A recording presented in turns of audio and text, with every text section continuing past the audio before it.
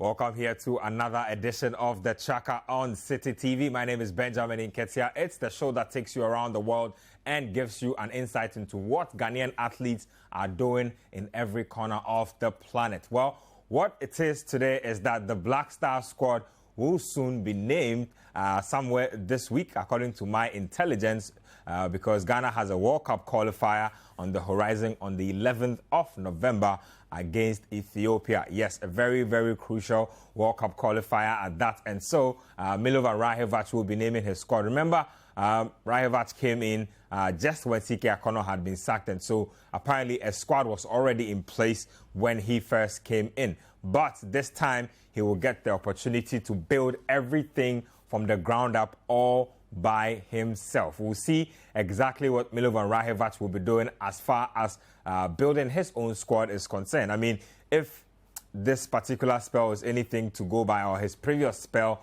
with the national team is anything to go by, we know that we will be in for a few surprises. The truth is that he's already been around visiting some players. He's been seen, he's been pictured with some players. So as far as the entire sequence is concerned, Milovan Rajevac has a situation where he will be naming his own Black Star squad. It should be quite interesting. So we'll be getting into it in a bit there.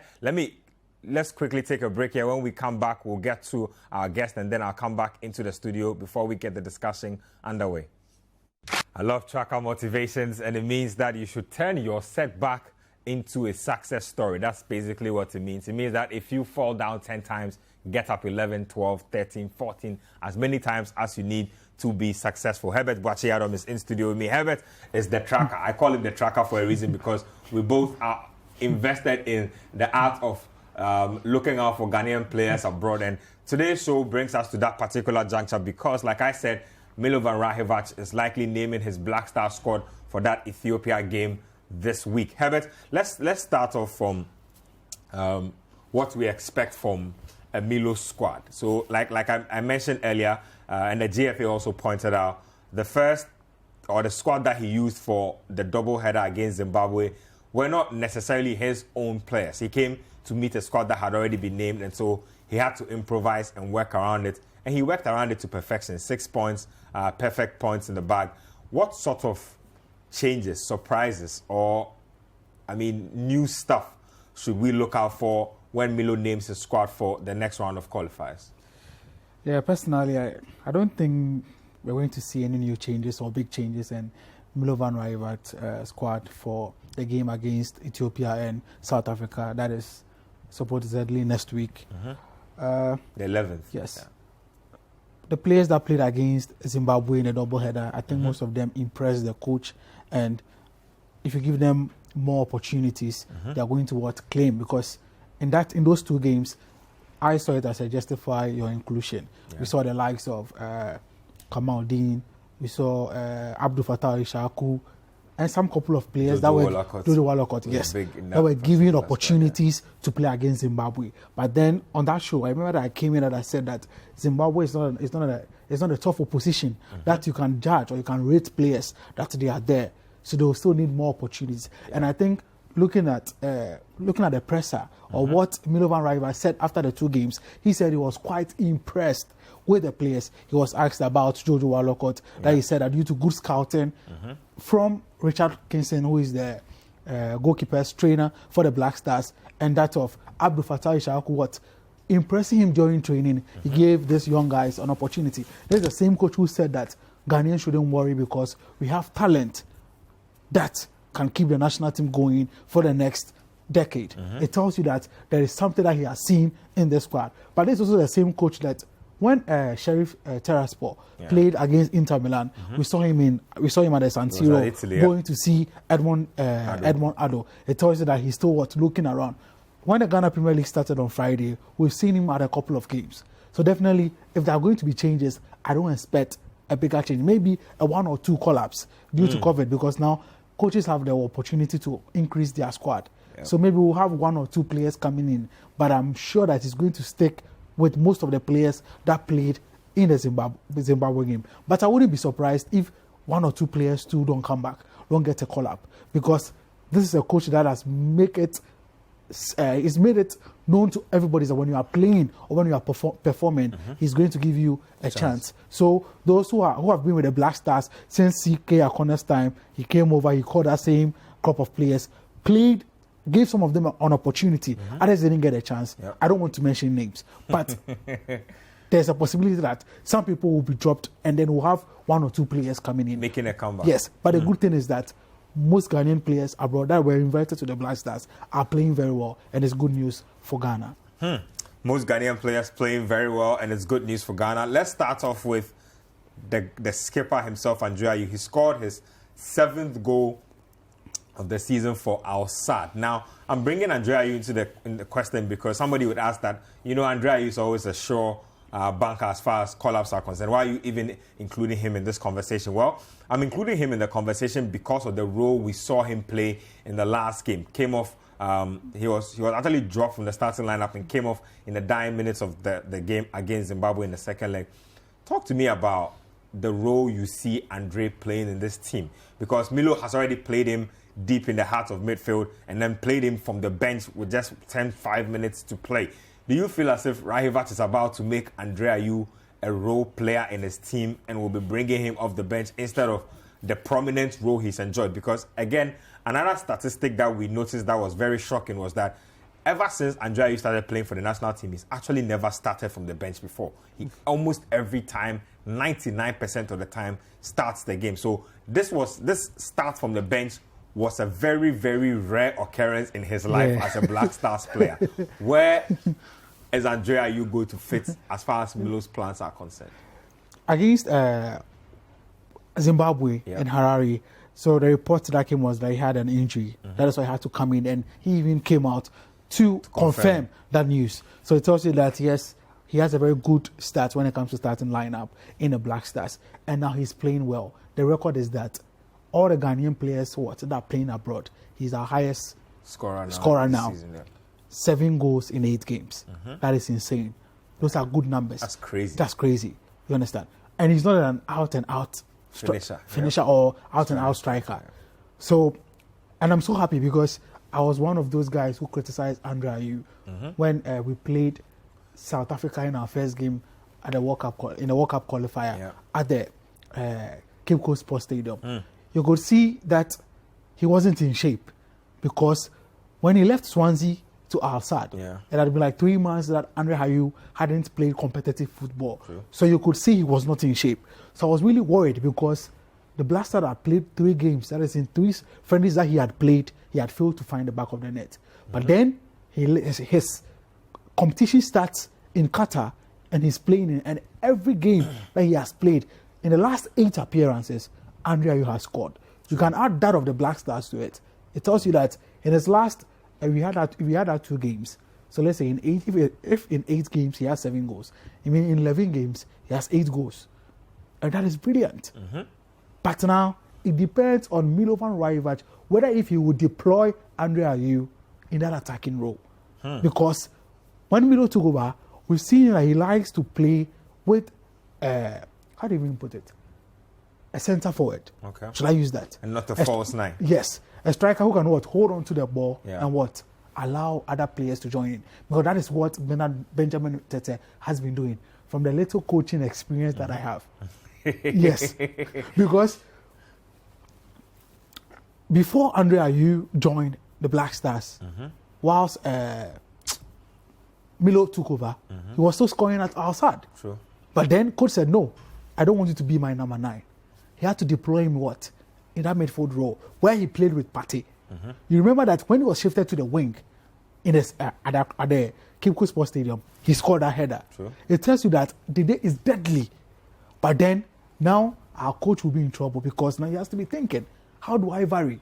How do I put him in a position that he can score? Because he has proven every time that. Do you think that Milo will put Andre Ayew in a forward role? Because Milo's already played Andre as a DM. Benjamin, let me be the truth. I don't take Milo's $30,000. So I won't say anything about it. It is his burden. You understand? Because right now. But if you were him. If I were him. I mean, you have natural finishers within the team. Yes. But this is a situation where he scored more goals than all your natural finishers. And then there are those who will also make the argument that, well, it's the Qatari League. It's not the same as scoring 7 goals in France or Spain or Italy or England. So there's that as well. No, look at the dynamics. When he was playing for Swansea and he was scoring. True. He ended up as their top scorer in back-to-back seasons. During that same season, we were playing in the African Cup of Nations qualifier. Sure. Remember he scored against Sudan here? He did. He replicated that form in Swansea because at that time, CK trusted him to be his number 9 or a false 9. Yep. He was banging in the goals for Ghana. True. But when he moved to outside, 3 months without competitive football, and was in preseason and he was playing for the Black Stars, we saw that he wasn't clicking like how we were expecting. Then we were asking, we missed Asamoah Gyan, we need a striker. That is when Milo comes in and brings a system that is working. In that system, we've won 2 games. We like to change it. There's this saying, you don't change a winning team. Yeah. So if you want to push Andre forward, the best is whether you allow him to play from the right wing or the left wing. But for him to play as a number 9, I won't subscribe to that. Because the truth is that the Qatari League is different from the African system. Playing at club level and playing for the national team is 2 different things. True. But Andre, with his experience, I know any time that you put him up front, when you pair him with any attacking striker, expect him he will score when he is in top form. Because I know that in our next game, when he continues like this without any injury, Andre is going to score. Sure. Because he proved that at the Cape Coast Sports Stadium when we needed to win badly against Zimbabwe, he scored from a header, the 3rd goal. You get it? He is good in the air. He knows how to shoot. He knows how to also hold the ball and link up with other players. So for me, it's good news that Andre Ayew, our captain, is playing, because as the captain, the leader has to lead. So if our captain is in top form, it goes around. Because when you are coming from your club and you are scoring 7 goals in 8 games, the confidence, the arrogance that comes along with it, you understand? And Andre Ayew is a big name on the continent. True. So with this form, it puts fear in any team on any position. That is what we've always been crying for. You see, let's talk that he's playing in Qatar. Asamoah Gyan was playing in Qatar, then was playing in Asia. That one was Al Ain is the UAE. Yeah. But went to the World Cup and set a new record for us, and he was scoring for us consistently. The 2014 World Cup qualifiers, he was the top scorer on the African continent. It was Asamoah Gyan, but then he was playing in Asia. Does this put to bed the argument about certain leagues being inferior? No. Because we've always made different cases when other players are called up. We say, why are you calling a player from the 3rd tier of this league? Why are you calling a player from the 2nd tier of this league? It sounds like we are making exceptions for certain players, or that's not the situation. So now the thing is that football has really developed. And we, in the case of Ghana, we are way behind. So that is why, let me use this example. Kofi Koji, who plays for Atofo. Last season, he went to Qatar to play for a Division 1 side. Have you seen the transformation? In his Have game. You seen, especially with his control and touches? It tells you that the football has developed. And it doesn't matter where you are playing. When Asante Kotoko went for preseason in Dubai, they were playing against lower tier sides. But you see how they struggled to beat them. So it doesn't matter. Let's use Jojo Walcott of Black Stars. He's going to be our number 1 because according to the coach, because of good scouting, and when he was given a chance, he has Impressed. He's impressed. And he plays in the English League 2 for Swindon Town. You understand?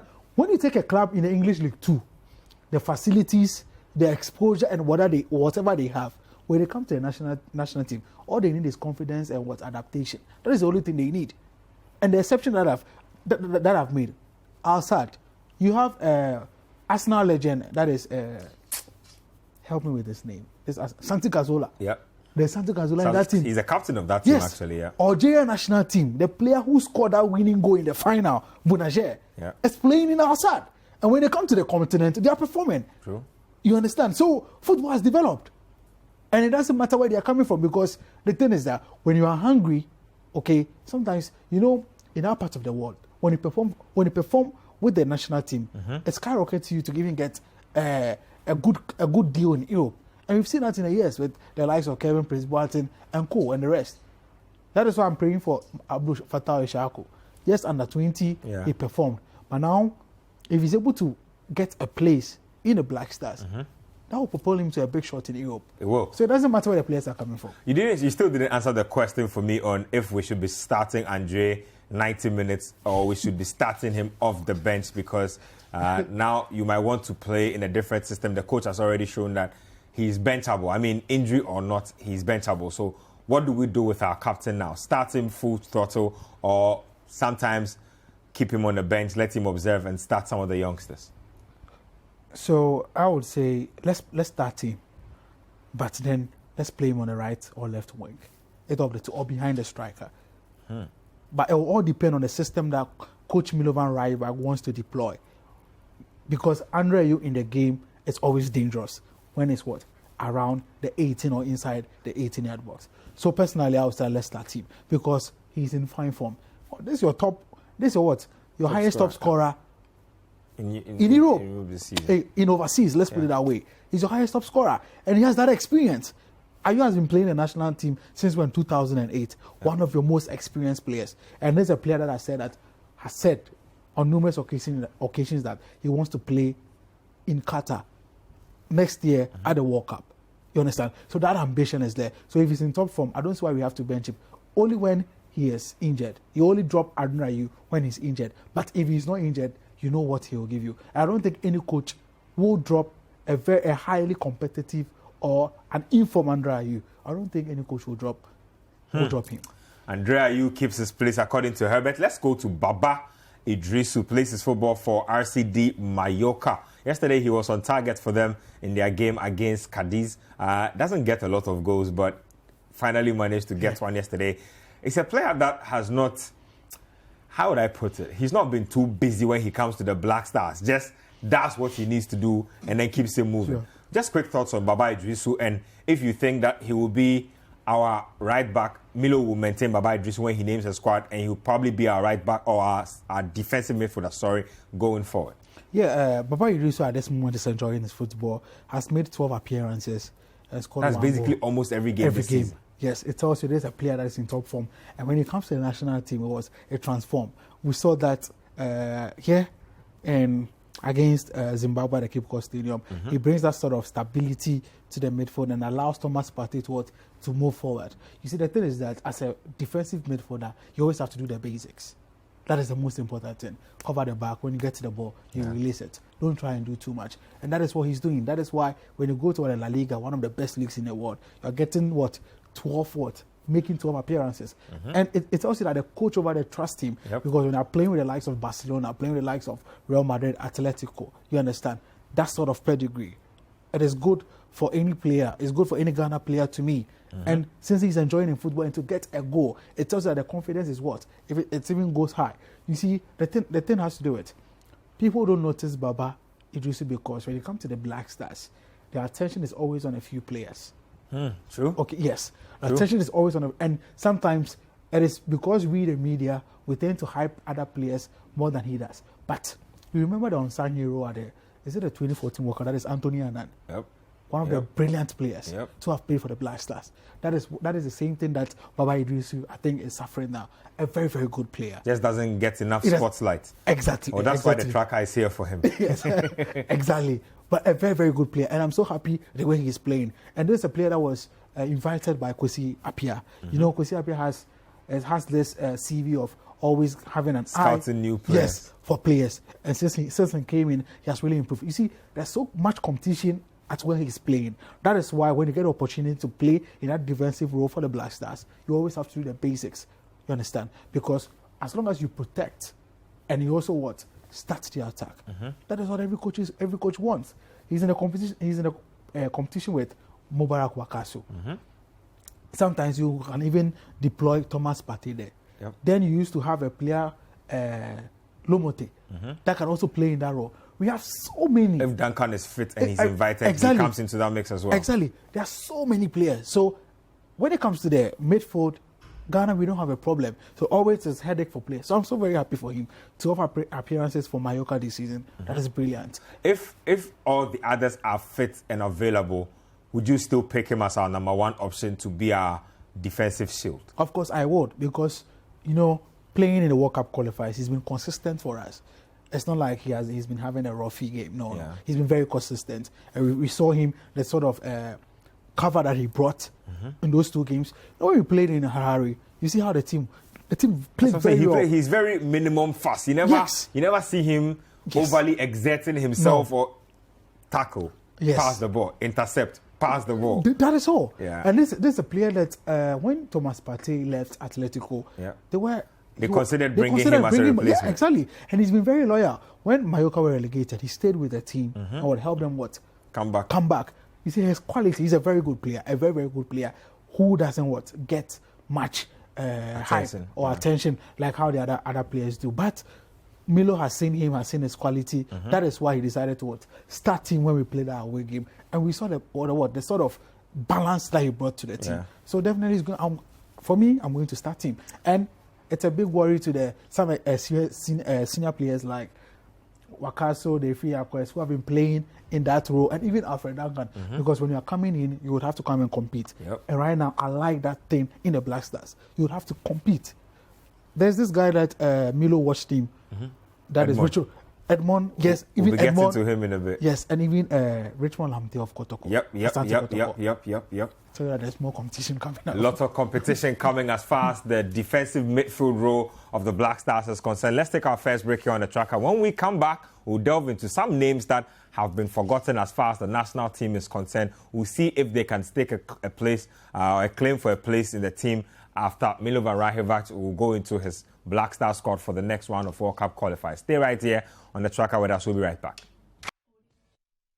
Welcome back to the tracker here on Citi TV. We are talking to Herbert Boakye-Adom on what's going on with Ghana's national team as far as the next round of qualifiers are concerned. Herbert, let's get into more names there. Let's talk about Felix Afena-Gyan. Plays his football for AS Roma. He's played for the Roma under-17 team for a very, very long time. These days he's moved on and he's playing. These days he's moved on and he's playing for the senior team. Jose Mourinho brought him on yesterday as a substitute in a game when they were losing against AC Milan at only age 18. That's a lot of responsibility being entrusted to somebody like that. Of course. Felix has been one of the team sensations for Ghana abroad this season. And when you hear his story, I'm so happy for him. And I think that this guy really is serving a big God. Because there's a player who was playing in the inter-schools competition in Wenchi and then was scouted by Oliver. And then Oliver made a recommendation to AS Roma. They sent scout to watch him. And according to reports, they just watched him for just 15 minutes. And then they put him in a flight straight to Italy. Then he joins the academy, and his first season was splendid, exceptional. So then Jose Mourinho comes in, and you know Mourinho and African talent. Yeah, Mourinho loves his hard-working African midfielders. Exactly, and this is a player that has proven at the academy, and I was just waiting for his professional debut. And then Mourinho comes in, and in a game that they were losing, Felix was introduced into the game. And anybody who watched the game or even the highlight, his control and the way he struck the ball, just like the ball didn't find the back of the net. A very good player. And so far he's made 2 appearances after just last weekend and today. And this guy, the sky is the limit. That's all I can say. Talk about his strengths. I mean, you just highlighted a few of them on the surface, but for those who are yet to watch Felix play, I mean, why should Milo probably be excited about inviting him into our national team? Okay, so what I would just say is this is a player that he plays like Paul Pogba. Yes, he has that qualities and has pace, has skill, and the strength. There's a guy coming from Wenchi. Let me tell another player that comes from Wenchi. Efiyakwa. Yep.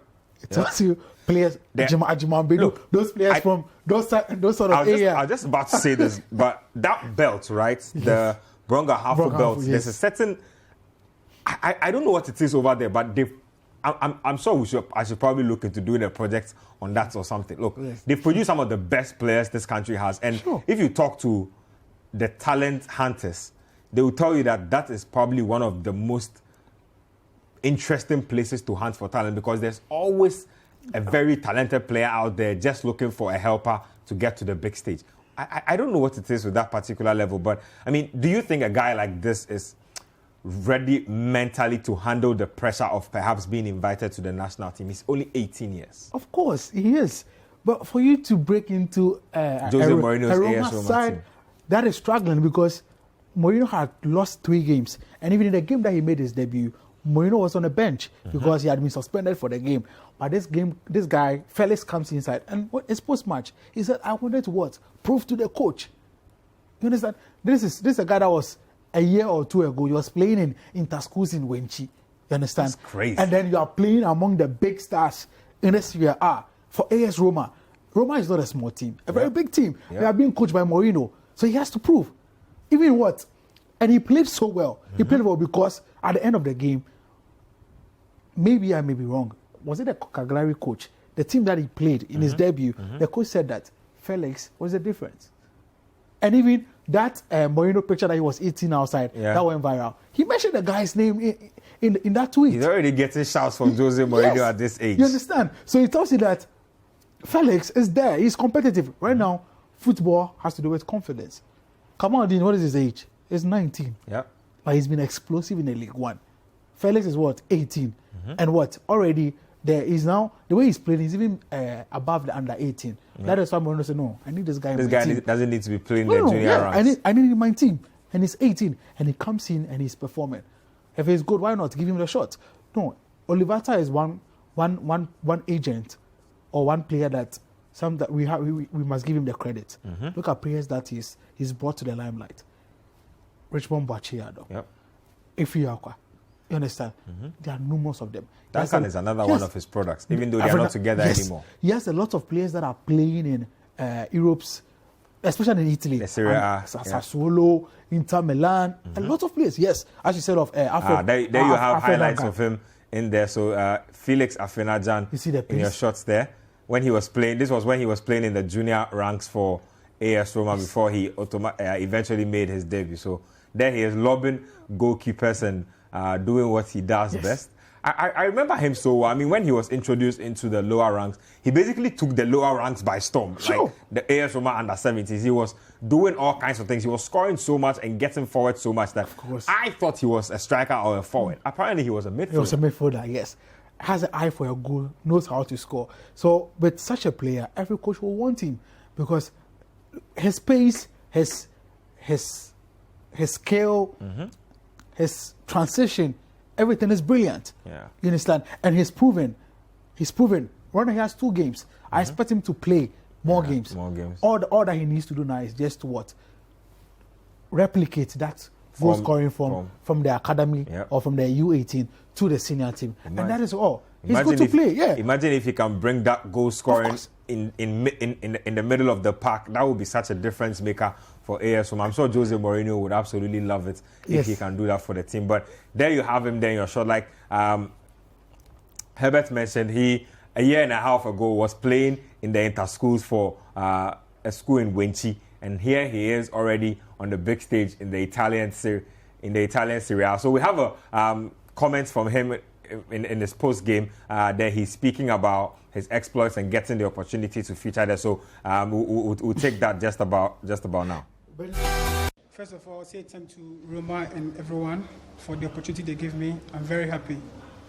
The coach believed in me. That's why he sent me to the field.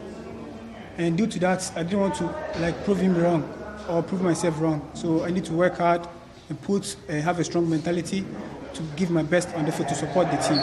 So I'm very happy for the team. It's very important to me. Every day, when we had a call up for the first team training, the thing I need to do is I should learn from some of the players and listen to what the coach says. So anytime I'm focused on what the coach will tell me, maybe Felix, do this. You are good in this, so you need to improve in that. So every time I do my best to improve at the training center. Yeah. For the feelings, it's very great feelings. It's very, very great. It's very great feelings. I don't know how to explain it, but I'm happy. I had my first debut today, and I'm glad. I thank everyone for the support they gave me. I thank each and everyone, especially the club, the coaches, for the support they gave me, for the belief that they had in me. I'm very happy for them. I'm very, very happy. I thank everyone. I dedicate my debt to everyone who supported me and who is still supporting me. I thank the club, everyone in Rome, everyone, especially everyone. My mom, who is in Ghana. Mom, I love you. I love my agent, my club, everything. I love everyone, my players. Thank everyone. Thank everyone. Yo, so you saw Felix Afena-Gyan. That was after his AS Roma debut, thanking everybody he could actually remember there. So brilliant stuff from the young chap. And you can tell that he is bent on applying himself and being successful. That's always such a great attribute to see in a young man. He says that when he was given the opportunity, he wanted to make sure that he didn't disappoint the man who gave him the opportunity, and he didn't disappoint his own self. Those are very, very profound words from a youngster like that. Yeah, look at his psyche and his mentality. A youngster that has been given a chance. You understand? I need to prove to the coach. And there's an opportunity when it comes, you grab it. And yes, you might never get it again. Exactly. And he did it so well because Milan were losing, Roma were losing in that game. He came on and they got 2 goals and they won. 2-1. So kudos to him. But let's make the statement. If we're able to invite a Brandon Menu who plays for Darmstadt in Bundesliga 2, who later comes out to come and say that he doesn't deserve to play. There's a player that he has he has proven. You understand that when we give him the opportunity, he can play.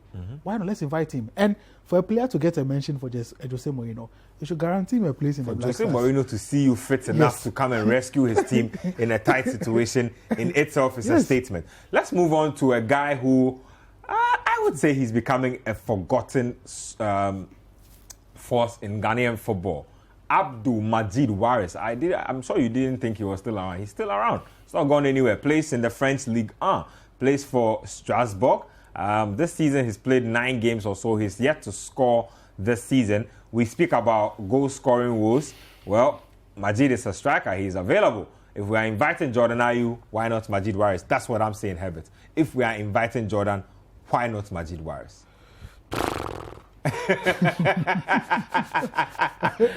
That is a big sign of exasperation from you. Jordan brings a lot to the table. That's why sometimes his PR people say, let's look at his contributions to the team and not only his goals. But when it comes to Majid Waris, Waris is someone that we expect him that he has to score. He has to put the ball at the back of the net. That is his duty. I remember that when he was called or invited by Kwesi Appiah, was a period to the 2014 World Cup when he was scoring. Even when we played against Egypt here in Kumasi, he was scoring. He banked goals, but at the World Cup he was really poor. Then subsequent, I think he was on and off. He go and he comes in. But the thing is that Ghanaians know Majid Waris to be a striker, and when you are scoring, it's very difficult for anybody to vouch or say, why don't we call him? Because we know that anytime he comes in, when he was playing, he used to pair up with Asamoah, and that's why he was scoring. But even at club level, he's not scoring. What happened to him? I mean, it looks like, and it's not just this season. It's I would even say for just last season, he's had a very difficult time in France. I mean, you monitor performances week in, week out. How has he fallen off on this level? So even at Strasbourg, where he plays with Captain Alexander Djiku, you see, the thing has to do with, I think the problem started when he joined Porto. I think that is where the problem started, and he has declined, and he has dipped in form. Because since he moved back to France, Majid Waris has not been himself. He hasn't been the Majid Waris that we know. Because there is a player that the French league was virtually his home. Because he's played for a couple of Lorient, Valenciennes and plays for Valenciennes as well. That he was really performing. That was probably his best spell. And had a good move to Porto. But then after the Porto move that he came back, he had to stay home for a while. I think 6 months or so before he signed for Strasbourg. Maybe I have a bad memory. Maybe I've forgotten about that. But from Porto back to France hasn't really helped, and also coupled with injuries. And Waris, maybe there is something that the Strasbourg coach does see in him, because maybe he's becoming more of a team player than we know him as a player that will put the ball at the back of the net. Waris is a player that he has a lot of pace. Maybe he troubles defenders. Maybe there is something about him that a coach. There are certain coaches, they don't mind if you, as long as you work hard, and you also contribute to the team, they'll like to keep you. There are some coaches, they expect that you score. If you don't score, we'll put you at the back of the net. You know, just like what is happening to Jordan Ayew. He's playing at club level, even though he's not scoring. But his contribution to the team, is Patrick Vieira is happy about it. Maybe same with Waris. But Waris, we expect him to score. The only way he can get back to the Black Stars is when he starts scoring. Because there are lots of players like Waris that... Richmond Bachiano, he's now in Beata Jerusalem, has played 7 matches and has 2 goals. You understand? To me, a couple of assists yes, as well. Couple of assists. To me, that is not good enough. You understand? We need you to be hitting 4 goals, 5 goals, which I know he is, because right now he's playing without injury. And then the same with this guy, Edwin JC. There is one guy we also have to look out for. But for Waris to make a return, it will be difficult. He has to improve his performances before the balls, the eyes will catch him. We know what he's done. He's been very helpful to the national team. But, you know, do you remember when was it the 2019 African Cup of Nations with CK, with James Kwesi that he was dropped, and that's brouhaha and what happened in camp. That could even end his spell with the national team. I don't want us to go and relive that thing. That he felt bad that he was left out, blah blah blah. The other players were chosen over him. But the truth is that those players that were picked were performing well. I don't want to mention names. So maybe it could be that he has also closed his mind to the national team, and it's not official. I am saying due to the circumstances and what happened during the 2019, because this is an experienced player who had played in the 2014 World Cup. You understand? Had a couple of runs with the national team, and going into an AFCON tournament, he's dropped, and a youngster is is called up. You understand? So, but Waris needs to improve his goal scoring form to get back into the national team. Let's take our second break here on the tracker. When we come back, I have a few interesting names in the bag that I want you to take a look at. We'll take a quick break here. We'll be right back. Stay with us. Welcome back to the tracker here on Citi TV. We are going through some names that could possibly make a return to the national team or could make Milovan Rajevac's squad for the next batch of Black Stars qualifiers. Herbert, let's turn our attention to Ebenezer Esifua, played under Kwesi Appiah, played under Avram-Grant, plays his football these days for Power FC in the French League 2. Seems to have become a forgotten man himself, but he features very regularly for his club side. What happened to this guy? What happened is that sometimes the truth is when you don't have people pushing you, you get lost in the system. And that is what has happened to Ebenezer Esifua. Yeah, but one good player has 14 games, 4 goals. For Power FC in the French. 14 games, 4 goals. That's impressive. Yes, 14 games, 4 goals. For Power FC in the League 2. And he's been there, I think it's his second season with the club. This is a player that had a lot of prospects, a huge one. Remember under 20 at the World Cup when we played against the Paul Pogbas? In that tournament, he took the tournament by storm. He's played so well. And I remember, was it the 2017 AFCON that Ghana got eliminated in the semi-finals against Cameroon? He gets to feature. No, he was on a bench in that game. So there's a player that has even gotten the opportunity to be named in a Black Star squad for the AFCON. It tells you of his potential. But I don't know how our national team coaches are doing the monitoring because he's been off the scene. But you see, you have people making the argument that when you look at our attacking department, looking at the players and where they are playing now, maybe as they are not scoring. They are not scoring. But it is about regardless of where they are playing, they are not scoring. But it is that maybe he is going to fall below the pecking order. CK Akono came and trusted Andre Ayew to be his number 9. His number 9. Understand? Then we had the likes of Kwame Poku, who was playing very well in the local league, also with some goals and some strikers that we've invited in the past. Personally, and the truth is that with all the strikers we've had over these years, if you are bringing in an Asifua, it will be difficult for him to challenge those we have. Because for some time, Jordan Ayew had been our number 1, or had been our leading striker, or had been our number 9. So let's say when you have a pool, you put Jordan, you put Andre Ayew, you have Kwame Poku, then you put Ebenezer Esifua. Everybody is going to pick this 3 and leave Ebenezer Esifua out. Yeah, that has been his problem. He has to be exceptionally good. Maybe he has to get on 13 goals in 14 appearances. Exactly. That kind of form to be able to be noticed. Like Felix. Nobody knew him. Yes, he was playing in the 80s. Stories were coming up. But then he makes his debut for and then he shows everybody what the noise is all about. For that one, it's like, why are you Jumana Mahu? Like, you've already like you sold yourself before anybody can even market you. Exactly. For that one, it's just like Edmond. You understand? So gets the chance against Real Madrid, Shakhtar Donetsk bosses the games, and then the head coach of the Black Stars visits him. Exactly. So I think that is Asifua's problem. Yes, he's a very good player, but as I said, put him in a pool. Look at the strikers that we have. Even though they are not scoring, look at their quality, the pedigree and quality. He will not match up. Yeah. Let's move on to Kamal Soa, plays for Club Brugge. Now, the word with Kamal Soa is that he is considering a nationality switch to Belgium. Winger, forward, very, very exciting player to watch, very pacey, full of trickery, has a lot of tricks up his sleeve.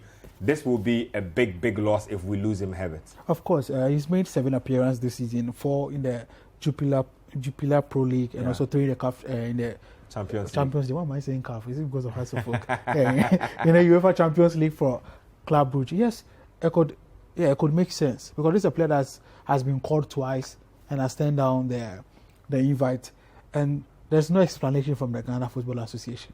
I don't know why they keep doing that. We'd have to know, okay, so that because up to now people. it's not nice if the GFA won't come and tell you that he says he doesn't want to play for us. No, but it looks bad on them. But that one is better, so that we know, the fans will know that we invited him because what you do shows people do send him and say, why is Salisu not playing for the Blasters? Why is because people are watching Champions League every time, and when they see quality players, they keep asking, yes, we want this player to come and play for Ghana. Yes, the FA has made a couple of steps. Yes, maybe we are talking to him. Maybe we want to convince him because from the FA's statement or some of them that we are very closer to have told us that yes, they've spoken to Salisu and he said he needs time. What about Kamal Soa? Because CK Akono has invited him. If I may be correct, he has gotten 2 invites or he has declined. He's declined both. But he's a good player that when we get him to the national team, it's a good addition to us and it's going to strengthen the team. But for him to play for Belgium, I don't know. We'll see what happens there. Let's skip ahead and move on to Dauda Mohamed. Dauda Mohamed is on my list here. He was playing for Anderlecht last season. He's moved on loan to Cartagena in the Spanish Segunda. That's where he plays his football now. He's made about 10 appearances this season. He scored 2 goals. That's Dauda Mohamed. That's not Kamal Soa. That's Dauda Mohamed in your shots there. So Dauda Mohamed plays for Cartagena this season. Wasn't getting a lot of playing time at Anderlecht. There are at least 4 Ghanaians at Anderlecht in there. Dauda Mohamed felt as if he needed to get away He moved on transfer deadline day to Cartagena. He scored twice already for them. Herbert, this guy was once upon a time touted to do big things. I remember when he went on loan to Vitesse and scored a lot of goals, came to Anderlecht. I thought he would get his breakthrough then. Hasn't gotten his breakthrough. Now he's in Spain's 2nd division. Clearly, Dauda can revive his career. Of course, it was a good move for him to move during the transfer deadline day because at Anderlecht, it wasn't guaranteed that he was going to get much playing time. And now with Cartagena has made 10 appearances. It tells you that yes, he's enjoying his football because to making 10 games so far in the season. Yep. Still meaning that he's basically played every game they play. Exactly. And to get 2 goals as a striker, you need to put the ball at the back of the net. He has a lot of potential. Look at the loan spells that he's been to, as you've mentioned, some of the clubs in the past. What I'm hoping is that I think he really has to perform so that he gets a permanent transfer move away from Anderlecht because it clearly seems that he's not going to be he's not going to break through or feature for the side because since Company took over, I think this will be his 3rd move away from the club this season. He's really a bright prospect that I'm hoping that in the future the Blasters can count on him. But it depends on his performance and how he's going to turn out for clubs. But so far so good. 2 goals in 10 games. As I said, he's playing a Spanish Segunda division, that is League 2 in Spain. And yeah, it's good. There's competition there because you have clubs like Levante and Co, Real Oviedo. There's this one Ghanaian striker with Real Oviedo. That is Samuel Obeng. Yes, and the U23 captain. Quite a number of Ghanaians in the Segunda. Exactly. Quite a number of them, actually. Exactly. And even that guy, that Samuel Obeng guy, is a player that Milo has to watch if he wants to play that one top. Is a player that he has to look at. Proper target one. Exactly. And even Dauda Mohamed, we saw what he did at Asante Kotoko. Mohamed is versatile. Can play as a left winger, right winger. Exactly. Behind the striker, play as a striker. Sure. It all depends on our coaches, how they will be able to use these players. But he's a very good talent, and I'm so happy for him that he's now enjoying this football. One of the worst things is you are a player very competitive and very fit and being put on the bench. It's one of the worst things to ever happen to a player. That is why we the fans, look at what is happening to Van der Beek at Manchester United. A very good player put on the bench. So when opportunity is there for you to move out and go and play, just move, and that is what Dauda is doing. Well, let's finish off with Sheriff Tiraspol's Edmond Addo. Charlie, the Black Stars head coach flew to Italy to go and watch him. That's how big a deal this guy is these days. And he took a selfie with Toni Kroos after bossing Toni Kroos in the midfield in the Champions League against Real Madrid. So Sheriff Tiraspol's Edmond Addo there in your shot, first with Toni Kroos of Real Madrid, and then with Black Stars head coach Milovan Rajevac.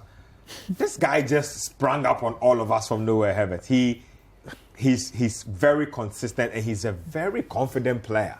Of course, he's very confident. One of the products of the agent that I'm Oliver Atta, one of the projects. And you see, I think Grace has found Edmond Addo. Imagine he was not playing in the Champions League and then the FA brings a list and his name is out. Who is Sheriff? Why are we bringing a player from Moldova? Yes. People keep calling his club Black Sheriff and stuff like that. But Ghanaians are wrong. Yes. Somebody says Black Sheriff. Black Sheriff, yes. But you see, he's playing in Europe's elite competition as the Champions League. And we've seen his performances against Madrid, against Inter Milan, and he's been superb. And I can say that with that picture you just showed for your viewers to watch, definitely his name will be in the corner. He's the next one of collabs. But the thing has to do it. Sheriff is a defensive midfielder. Yep. Look at that competition in the Black Stars. Yep. When he gets the invite, would he be able to unseat Baba Idrissu that we've already spoken about here? Would he be able to unseat Wakaso if he scored? Would he be able to against Afena-Gyan? You understand? There's so much competition in the midfield of the Black Stars, but another quality. Ghana is blessed with talent. That is when CK Akono came, we don't have quality, we don't have quality. No, we don't know what you're talking about. Ahmed Batiano said that Ghana has a lot of quality, especially in the middle of the park. Well, we'll see if Edmond Addo makes Milovan Rajevac squad for the games against Ethiopia and South Africa. My name is Benjamin Nketia. It's been absolutely wonderful hanging out with you. Same time, the tracker will be back on Citi TV. Keep watching.